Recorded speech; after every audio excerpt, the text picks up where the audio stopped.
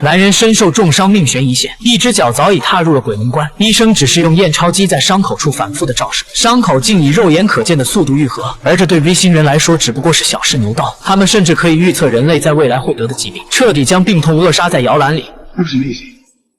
And that's why we want you to share our story with the world.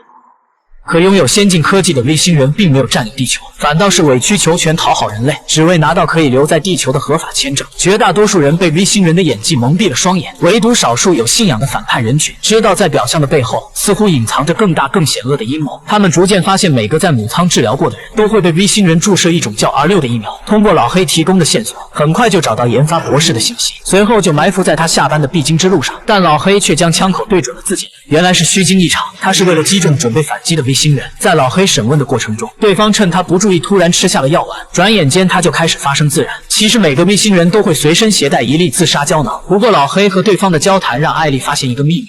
You're a visitor. We're on the same side, Eric. As long as you get close, what's gonna be?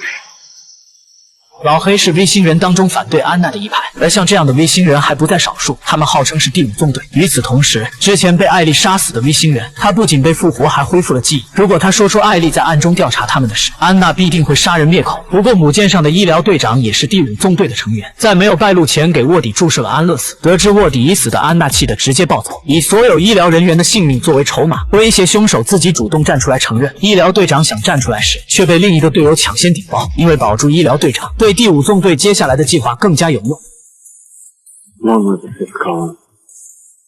Kill him. 可即便是没有暴露身份，艾丽的处境同样是很危险。她的儿子泰勒受到 V 星人美色的诱惑，成为了他们倡导和平的宣传大使。不过他还不知道的是，通过衣服上的高科技，他和母亲的谈话都在安娜的注视之中。同样刚加入第5纵队的神父杰克也遭到了光头杀手的暗算，可想而知，艾丽的命运也会被惊悚环绕。